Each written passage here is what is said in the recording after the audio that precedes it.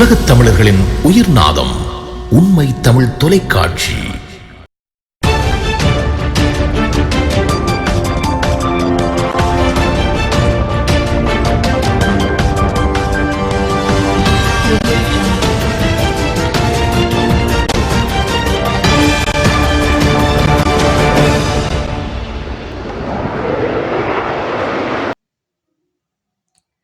காலி நகருக்கு அருகில் கார் ஒன்று வேக கட்டுப்பாட்டை இழந்து விபத்துக்குள்ளானதில் பெண்ணொருவர் உயிரிழந்துள்ளதுடன் 3 காயமடைந்துள்ளனர். வேக கட்டுப்பாட்டை இழந்த குறித்த கார் அருகிலுள்ள வர்த்தக நிலையத்திற்கு அருகில் நின்று கொண்டிருந்த 4 பெண்கள் மீது மோதியுள்ளது. இதன்போது படுகாயமடைந்த 53 வயதான பெண்ணொருவர் சம்பவ இடத்திலேயே உயிரிழந்துள்ளார். சம்பவத்தில் காயமடைந்த ஏனைய 3வரும் காரப்பட்டிய போதனா வைத்தியசாலையில் சிகிச்சை பெற்று வருகின்றதோடு சம்பவம் தொடர்பில் மேலதிக விசாரணைகளை போலீசார் முன்னெடுத்துள்ளனர். ஜனாதிபதி தேர்தலின் போது அரச உத்தியோகத்தர்களின் செயற்பாடுகளை உன்னிப்பாக கண்காணிப்பதற்கு மனித உரிமைகள் ஆணைக்குழு தீர்மானித்துள்ளது. ஜனாதிபதி தேர்தல் குறித்து அறிவிப்பு வெளியான பின்னர் நாட்டில் நடைமுறையில் உள்ள தேர்தல் சட்டத்தின் பிரகாரம் ஒவ்வொரு அரச உத்தியோகத்தரும் செயற்பட வேண்டும் என மனித உரிமைகள் ஆணைக்குழுவின் ஆணையாளர் சட்டத்தரணி நிமல் புஞ்சிகோவா தெரிவித்துள்ளார்.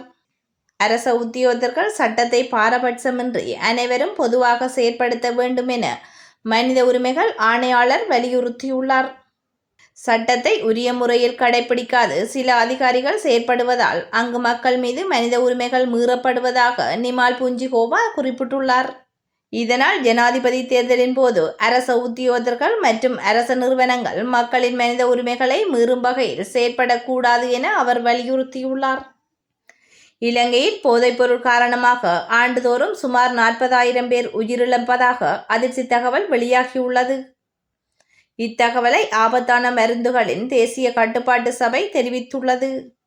அவர்களில் புகையிலை பாவனையினால் சுமார் 20,000 பேரும், மது பாவனையினால் 18,000 பேரும், மற்ற போதைப்பொருள் பாவனையினால் சுமார் 20,000 பேரும் உயிரிழப்பதாக தேசிய ஆபத்தான போதைப்பொருள் கட்டுப்பாட்டு சபையின் தலைவர் தெரிவித்துள்ளார். அத்தோடு போதைப்பொருள் பாவனையில் இருந்து குழந்தைகளை பாதுகாப்பது பெற்றோரின் பொறுப்பு எனவும் அதன் தலைவர் தெரிவித்துள்ளார். இலங்கையை நோக்கி வந்து கொண்டிருந்த சரக்கு கப்பலில் நேற்று மாலை பாரிய தீ விபத்து இடம்பெற்றுள்ளது. இந்த கப்பல் இந்தியாவின் குஜராத் முந்த்ரா துறைமுகத்தில் இருந்து கொழும்பு நோக்கி வந்து கொண்டிருந்த போதே கோவாவின் தென்மேற்கே உள்ள கார்வார் கடற்பகுதியில் தீ விபத்துக்கு உள்ளாகியுள்ளது. இதில் கப்பலின் முன் பகுதி வெடித்துள்ளதுடன் தீயில் சிக்கிய ஒருவர் உயிரிழந்துள்ளார். சம்பவத்தில் உயிரிழந்தவர் பிலிப்பைன்ஸ் நாட்டை சேர்ந்தவர் என அடையாளம் காணப்பட்டுள்ளார்.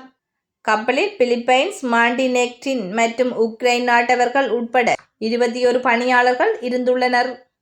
கப்பலில் தீ மேலும் பரவாமல் இந்திய கடலோர காவல்படை தீயை கட்டுப்பாட்டுக்குள் கொண்டு வந்துள்ளது. அவசர தீ விபத்தின் போது நீர்த்தாரைக்காக பயன்படுத்தப்படும் டோர்னியர் ரக விமானம் அனுப்பப்பட்டது. இந்த கப்பல் சர்வதேச கடல்சார் அபாயகரமான பொருட்கள் ஏற்றிச் சென்றதாகவும் கப்பலின் முன்பகுதியில் வெடிப்புகள் ஏற்பட்டுள்ளதாகவும் இந்திய கடலோர காவற்படை செய்தி தொடர்பாளர் தெரிவித்துள்ளார். கண்டி யாழ்ப்பாணம் ஏனையின் வீதியில் இகிரிய கொல்லேவெல பகுதியில் இன்று இடம்பெற்ற விபத்தில் 4 பேர் படுகாயமடைந்துள்ளனர். எரிபொருள் ஏற்றிச் சென்ற பவுசர் முச்சக்கர வன்றியொன்றுடன் ஒன்று மோதியதில் இந்த விபத்து சம்பவித்துள்ளதாக காவல்துறையினர் தெரிவித்துள்ளனர். விபத்தில் 4 பேர் காயமடைந்து அனுராதபுரம் போதனா வைத்தியசாலையில் அனுமதிக்கப்பட்டுள்ளனர். அவர்களில் ஒருவரின் நிலைமை கவலைக்கிடமாக உள்ளதாக மதவாச்சி காவல்துறையினர் தெரிவித்துள்ளனர். இந்த விபத்தில் முச்சக்கர வண்டி பலத்த சேதமடைந்துள்ளதுடன் எரிபொருள் ஏற்றிச் சென்ற பவுசரும் அருகில் உள்ள வயல்வெளியில் கவிழ்ந்துள்ளது. இந்நிலையில் எரிபொருள் பவுசரில் உள்ள எரிபொருள் வேறு ஒரு பவுசருக்கு மாற்றப்பட்டு வருவதாக தெரிவிக்கப்படுகின்றது. சர்வதேச ரீதியாக தகவல் தொழில்நுட்பத்துறை முடங்கியதன் விளைவாக பல நாடுகளில் விமான சேவைகள், ஊடகங்கள் மற்றும் வங்கிகள் உள்ளிட்ட துறைகள் ஸ்தம்பிதமடைந்துள்ளன. விமான சேவை கணினி கட்டமைப்பு பாதிக்கப்பட்டதன் காரணமாக பல நாடுகளில் விமான நிலையங்கள் மூடப்பட்டு பல விமானங்கள் தரையிறக்கப்பட்டுள்ளன. பிரித்தானியாவில் சில ஊடகங்கள் செயலிழந்துள்ளன.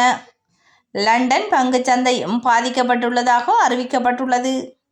இதேவேளை ஆஸ்திரேலியாவின் தொலைத்தொடர்புகள் துறை பாதிக்கப்பட்டுள்ளதாகவும் தெரிவிக்கப்படுகின்றது. இந்நிலைமைக்கான காரணம் இதுவரையில் கண்டுபிடிக்கப்படவில்லை என சர்வதேச செய்திகள் தெரிவித்துள்ளன. எனினும் நிலைமைகள் சீர் செய்வதற்கான நடவடிக்கைகளை மேற்கொண்டு வருவதாக மைக்ரோசாப்ட் நிறுவனம் அறிவித்துள்ளது.